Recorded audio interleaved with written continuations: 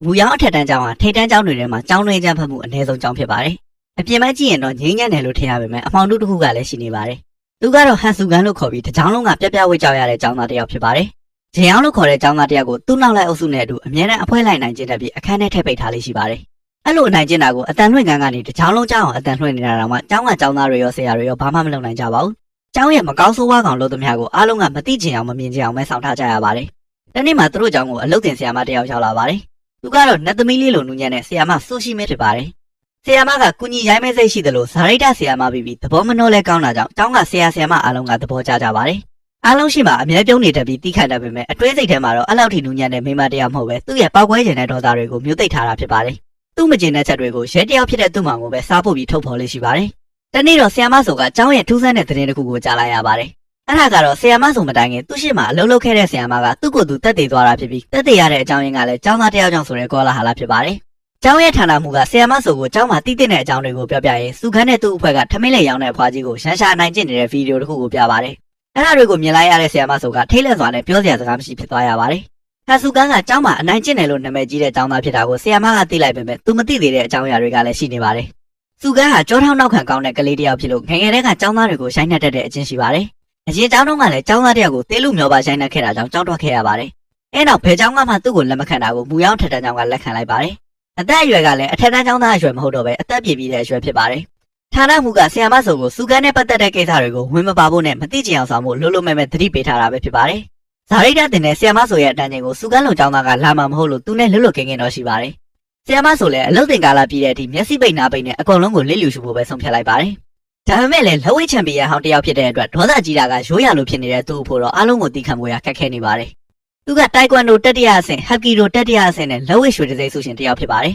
။တိုက်ခိုက်ရေးနဲ့ပတ်သက်လို့ကြွကျင်အဆင့်ရှိတဲ့ဆိုရှီမင်ကအခုတော့ဆရာမတစ်ယောက်ဖြစ်ရရေးအတွက်အစမ်းခန့်ကာလမှာပြဿနာမတက်အောင်အတင်းကိုအောင်ကြီးတီးခတ်နေရပါတယ်။ဆိုရှီမင်ကသူ့အဖေဆက်ရမယ့်အကျွေးတွေကြောင့်သူ့ဝါသနာရွှေတစိမ့်အိမ်မက်တွေအကုန်လုံးကိုဆွန့်လွတ်ပြီးအကျွေးတွေဆက်ပေးခဲ့ရတာဖြစ်ပါတယ်။အဲဒါကြောင့်အဖေနဲ့မတည့်တဲ့ဆိုရှီမင်ကအားကိုးစရာအဖို့ဆိုလို့သူ့မောင်ဝမ်းခွဲတစ်ယောက်ပဲရှိပါတယ်။အခုတော့ဆိုရှီမင်ရဲ့အဖေကကလေးတွေကိုကိုယ်ကံပညာသင်ပေးနေပြီးတစ်ချိန်လုံးကဆိုရှီမင်ဟာသူ့အဖေရဲ့အားထားရဆုံးတစ်ပည့်တစ်ယောက်ဖြစ်ခဲ့ပါတယ်။လက်ရှိမှာတော့အစမ်းခန့်ဆရာမအဖြစ်ကောင်းကောင်းမွန်မွန်အလုပ်လုပ်နေတာကြောင့်ကျောင်းသားတွေနဲ့လည်းအဆင်ပြေနေပါတယ်။အားလုံးအမြင်မှာဆရာမဆိုကစိတ်ပျော်ပြီးနူးညံ့တဲ့တုံးတုံးအားဆရာမတစ်ယောက်ပဲဖြစ်ပါတယ်။တနေ့တော့ဆရာမဆိုတစ်ယောက်ထဲလမ်းလျှောက်လာတော့တစ်ဖက်မှာစုခန်းတဲ့သူ့အဖွဲ့ကဂျင်အောင်ကိုအနိုင်ကျင့်နေတာကိုတွေ့လိုက်ရပါတယ်။ဆရာမဆိုလည်းဌာနမှုပြောတဲ့အတိုင်းဘာမှဝင်မပါဖို့ဆုံးဖြတ်ပြီးကြိုးကြိုးစားစားနဲ့မသိချင်အောင်ဆောင်နေပါတယ်။စုခန်းတို့ကဂျင်အောင်မျက်နှာကိုကြွတ်ကြွရဲမယ်ဆိုပြီးထိုးကျိတ်နေပါတယ်။ကြီးမနေနိုင်တော့တဲ့ဆရာမဆိုလည်းပြေးသွားမယ်လို့မှသူ့လိုပဲစုခန်းတို့ကိုချောင်းနေတဲ့ကျောင်းသားတစ်ယောက်ကိုတွေ့ပါတယ်။ကျောင်းသားကဆရာမကိုစုခန်းတို့နဲ့သွားမရှုပ်ဖို့သတိပေးလိုက်ပါတယ်။သူတို့မိသားစုကကျောင်းရဲ့ရန်ပုံငွေကိုအဓိကထောက်ပံ့ပေးထားတာဖြစ်လို့ဆရာမဆိုတာဝေရှုံးရဲ့အစမ်းခတ်ကာလမှာတော့အလုပ်ပြုတ်သွားနိုင်ပါတယ်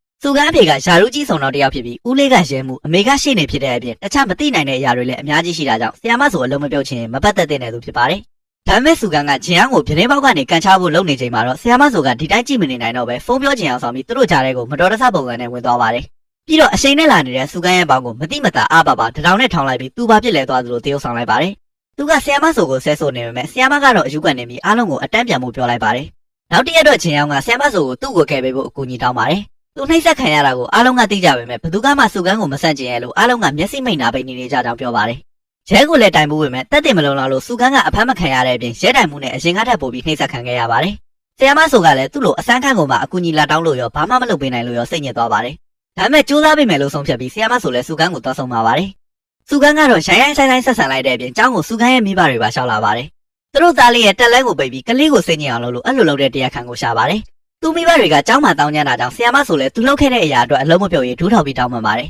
။စုခန်းရဲ့အမေကဆရာမဆိုကိုရိုက်တဲ့အပြင်သူသားကိုစုံမရအောင်ဘာတွေတက်နေလဲလို့နှစ်ပြားမတန်အောင်ပြောပါတယ်။စီကန်းထိန်သိန်းကိုတိုင်ပြီးအလုံးဖြုတ်ဖို့လုပ်ပေမဲ့စုခန်းကသူ့အပြင်းပြေဖို့ဆရာမကိုအလုံးမထုတ်ဖို့ကြောက်ကိုပြောပါတယ်။တစ်ဖက်မှာဆရာမဆိုကလည်းသူ့မောင်ဝမ်းခွဲရဲကိုဟန်စုခန်းအကြောင်းစုံစမ်းခိုင်းပေမဲ့ဘာတက်တယ်မှမရှိဖြစ်နေပါတယ်။တခုခုမှားတာနဲ့ဂျင်အောင်မှပြန်ဆုတ်ဆွဲခံနိုင်ရတဲ့အခြေအနေဖြစ်လို့သွားမရှုပ်တင်ဘူးလို့ပဲပြောပါတယ်။အဲ့ဒီကစပြီးစုခန်းကဆရာမဆိုကိုလည်းလိုင်းနှောက်ရှက်တဲ့အပြင်အရင်ကထပ်ပိုရွယ်လာပါတယ်။အဲ့ဒါတွေအားလုံးကိုပါဇက်ပိတ်နာပိတ်မသိချင်အောင်အယူလိုနေရတဲ့ဆရာမဆိုကပင်ပန်းလာပါတယ်။ဘာအမှားမှမလုပ်ပဲလူတကာကိုတောင်းပန်နေရတာကိုတီးမခံနိုင်တော့လို့လှုပ်တင်တာကိုစလုပ်ပါတော့တယ်။တညမှာစုခန်းတို့ကဘတ်စကတ်ဘောကစားရင်တစ်ဖက်ကအဖွဲ့နဲ့ရန်ဖြစ်နေပါတယ်။အဲ့အချိန်ဆရာမဆိုကယောက်ျားတစ်ယောက်လိုဝစ်စားပြီးရှောက်လာပါတယ်။ပြီးတော့စုခန်းစီကိုကြောင်မျက်နှာဖုံးနဲ့ဝင်သွားပြီးသူ့ကိုတိုက်ခိုက်ပါတယ်။စုခန်းရဲ့အဖွဲ့ကလည်းတစ်ဖက်အဖွဲ့နဲ့တိုက်ခိုက်နေတော့မှစုခန်းနဲ့ဆရာမဆိုလည်း 1vs1 ပွဲကြံခွင့်ရနေပါတယ်။ကျောင်းဆရာမကတော်တယ်လို့ဟန်စုခန်းကလည်းခေသူမဟုတ်တာကြောင့်သူတို့နှစ်ယောက်ရဲ့ပွဲကပြင်းထန်လာပါတယ်။ဒါပေမဲ့စုခန်းမဲ့အထိုးခံလိုက်ရပြီးပွဲမပြတ်ခင်ရဲတွေရောက်လာလို့အကုန်ထွက်ပြေးကြပါတယ် စုကန်းကပောက်ကွဲနေတော့တစ်ဖက်မှာပျော်ရွှင်နေတဲ့ဆီယာမဆိုကိုကျောင်းမှာအမြဲတမ်းချောက်ကြည့်နေတဲ့ကျောင်းသားလေးကတွေ့သွားပါတယ်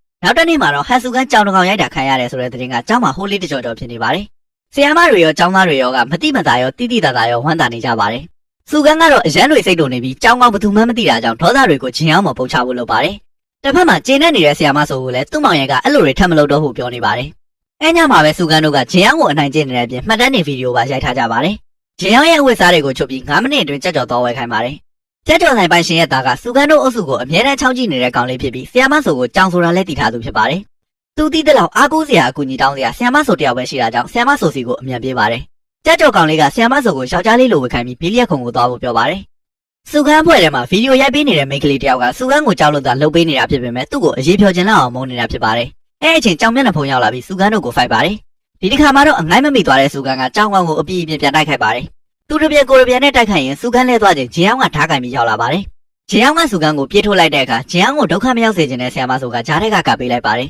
။အဲဒါကြောင့်ဆီယာမဆိုရဲ့ဘယ်ဘက်လက်မှာဓာတ်ထိသွားရပြီးထွက်ပြေးသွားပါတယ်။သွေးယူသေးတန်းဖြစ်နေတဲ့ဂျင်အောင်ကိုလည်းကြက်ကြော်ဆိုင်ပိုင်ရှင်ကလာဆွဲခေါ်သွားပါတယ်။ဆီယာမဆိုကတော့စိတ်ယုံရောက်သွားပြီးသူ့အဖေကသူ့သမီးအတွက်မခံမရနိုင်ဖြစ်နေပါတယ်။အားကစားမှထူးချွန်ခဲ့တဲ့ဆိုရှီမင်ဟာသူ့အဖေရဲ့အကျွေးတွေကြီးအောင်ပတ်ဆက်ယူပြီးတိုင်ဘက်ကိုတမင်အရှုံးပေးခဲ့တာဖြစ်ပါတယ်။အဲဒါကြောင့်ပဲအားကစားနယ်ပယ်ကနေလုံးဝအနားယူခဲ့ရတာဖြစ်ပါတယ်။လက်ရှိမှာဆီယာမအလုပ်လေးကိုမြဲကျင်တဲ့ဆိုရှီမင်အတွက်ကင်တွယ်ရခက်တဲ့ပြဿနာကစက်တိုက်ပေါ်နေပါတယ်။စုကန်းတို့ဘက်ကလည်းသူတို့နောက်ကိုအမြဲလိုက်နေတဲ့အကြောင်းကကျောင်းကဆိုတာရှိမိသွားပါတယ်။အဲဒါကြောင့်ကျောင်းသားမှန်သမျှရဲ့ဘယ်ဘက်လက်မှာဓာတ်တန်ရရှိမရှိလိုက်စစ်ဆေးပါတယ်။ဆီယာမဆိုကတော့မကြခင်အချိန်ပြည့်ဆီယာမတယောက်ဖြစ်လာတော့မယ်ဆိုတာသိလိုက်ရတာကြောင့်အရန်ကိုပျော်ရွှင်နေပါတယ်။စုကန်းကလည်းကျောင်းသားတွေထဲမှာမတွေ့တာကြောင့်စိတ်တုန်နေတော့ဆီယာမကစကူတာစီးလာတဲ့ကျောင်းသားတွေကိုရှောင်နေတဲ့ပုံကိုမြင်လိုက်ပါတယ်။ရှောင်ရဲ့ဘယ်ဘက်လက်ကနှာသွားတာကိုပါတွေ့လိုက်တာကြောင့်စုကန်းလည်းဆီယာမကကြောင်ဆိုတာသိသွားပါတယ်။အဲဒါကြောင့်ဆီယာမဆိုနောက်ကိုလိုက်သွားပြီးကျောင်းဆိုတာသိကြအောင်ကွန်ဖတ်လိုက်ပါတယ်။ပျော်စရာတွေဆက်လာတာကြောင့်စုကန်းကတော့ဝမ်းသာနေပါတယ်။စုကန်းကကျောင်းပွဲတော်နေကြရင်ကျိုးဝိုင်းထဲမှာ2ယောက်ထက်က1ယောက်သေးတဲ့အထိသူသေးကိုသေးဖိုက်ကြမယ်လို့ဆီယာမဆိုကိုချင်းလိုက်ပါတယ်။ဆီယာမမလာရင်ဂျင်အောင်သူ့ကိုဓာတ်နဲ့ထိုးတဲ့ဗီဒီယိုကိုရဲလက်အပ်လိုက်မယ်လို့လည်းချင်းချောက်ပါတယ်။အဲဒါကြောင့်ဆီယာမဆိုကဂျင်အောင်ရဲ့အိမ်ကိုလိုက်သွားပါတယ်။အိမ်ရောက်တော့ကျောင်းမှာပြတဲ့ဗီဒီယိုမှာတွေ့ဘူးတဲ့ထမင်းလက်ရောင်းတဲ့အဖွားကြီးကိုတွေ့ပါတယ်။အဲအဖွားကြီးကဂျင်အောင်ဖွားဆိုတာကိုဆီယာမဆိုကခုမှသိလိုက်ရပါတယ်။တကယ်တော့ဂျင်အောင်ကသူ့အဖွားကိုဟန်စုကန်းတို့ကအနိုင်ကျင့်နေတာကိုကာကွယ်ရင်သူကစုကန်းတို့ရဲ့သားကောင်ဖြစ်ခဲ့ရတာပါ။သူ့ကိုကျောင်းမှာကြိုက်တယ်လို့သူ့အဖွားကိုမထိနဲ့ဆိုပြီးအပေးအယူလုပ်ခဲ့တာကြောင့်အမြဲအနိုင်ကျင့်ခံနေရတာဖြစ်ပါတယ်။ကိုတက်သေးလိုက်ဖို့အချိန်ချင်းတွေးဘူးပေမဲ့သူကနင်းနာသူဖြစ်လို့ဒီတိုင်းကြီးသေးလိုက်ဖို့အတွက်မတရားဘူးလို့ခံစားခဲ့ရပါတယ်။အခုတော့ဆီယာမဆိုကဂျင်အောင်ကိုကူညီပေးဖို့ဆုံးဖြတ်လိုက်ပြီးစုကန်းကိုအနိုင်ယူမှမို့ကျောင်းပွဲတော်နေမှာလာခဲ့ဖို့မှာလိုက်ပါတယ်။ကျောင်းပွဲတော်နေမှာတော့ကျောင်းနဲ့စုကန်းတို့ရဲ့လက်ဝဲပွဲကကျောင်းသားတွေကြားမှာအရန်ကိုနာမည်ကြီးနေပါတယ်။ကျောင်းသားတွေအားလုံးကကျောင်းကိုအားပေးကြနေကြသလိုကြက်ကြော်ကောင်လေးကလည်းကျောင်းသားတွေအကုန်လုံးကိုကျောင်းမျက်နှာဖုံးတွေဝေပေးလိုက်ပါတယ်။တကယ်တော့ကြက်ကြော်ကောင်လေးကဂျင်အောင်မတိုင်ခင်ကအနိုင်ကျင့်ခံခဲ့ရသူဖြစ်ပြီးဂျင်အောင်ကမြေစာပင်အသစ်ဖြစ်လာတော့မှသူကလွတ်လာတာဖြစ်ပါတယ်။ဆီယာမဆိုလည်းအာမန်အပြည့်နဲ့ကျောင်းမျက်နှာဖုံးကိုတက်လိုက်ပါတယ်။ကျောင်းသားတွေအားလုံးကတော့ဆီယာမမှမသိပဲကျောင်းသားကအားပေးနေကြပါတယ်။နှစ်ယောက်ရဲ့လက်ဝဲပွဲအစမှာတော့လူကောင်းထုံးစံအတိုင်းကျောင်းကပဲခံနေရပါတယ်။အဆက်မပြတ်အထိုးအကန်ခံနေရတာကြောင့်ဟူတီကျွတ်သွားပြီးသပင်ရှည်တွေလည်းပေါ်သွားပါတယ်။အဲဒါကြောင့်ကျောင်းကိုမိန်းကလေးမသိလိုက်ရတဲ့ပွဲကြီးပရိသတ်လည်းရှဲကနေဖြစ်သွားကြပါတယ်။စုကန်းကဆက်ပြီးတိုက်ခိုက်ပေမဲ့ကျောင်းလိုအားကစားသမားတယောက်ရဲ့တက်လုံးကိုမရှင်းနိုင်ပဲမောလာပါတယ်။လှုပ်ရှားမှုတွေလည်းနှေးလာတာကြောင့်ကျောင်းရဲ့အမြင့်ခံချက်ကိုမရှောင်နိုင်တော့ပဲမျက်ခွက်ကိုပဲ့ပဲ့နဲ့မိသွားပါတယ်။စုကန်းဒိရင်ဒိရင်ဖြစ်နေတော့မှကျောင်းကသူ့ရဲ့မျက်နှာဖုံးကိုဌာနမူတားနေတဲ့ကြားကနေအားလုံးရှင်းမှချွတ်လိုက်ပါတယ်။ကျောင်းသားအားလုံးကတော့ကျောင်းကမိန်းကလေးဖြစ်နေလို့အော်မဆုံးသေးခင်မှာသူတို့ရဲ့နူးနူးညံ့ညံ့ဇာတိတဆရာမပါထပ်ဖြစ်နေလို့နှစ်ထပ်ကွန်အော်ကုန်ကြပါတယ်။ကျောင်းသားတွေလည်းကျောင်းလို့အော်ပြီးအားပေးရကနေဆိုရှီမင်လို့အားရပါရအော်ဟစ်အားပေးကြပါတယ်။ဂမူရှူတို့ဖြစ်နေတဲ့စုကန်းလည်းကျောင်းဆရာမရဲ့ professional white လက်သီးတွေအောက်မှာအလဲလဲပြိုပြိုနဲ့မရှိမလှရှုံးသွားပါတယ်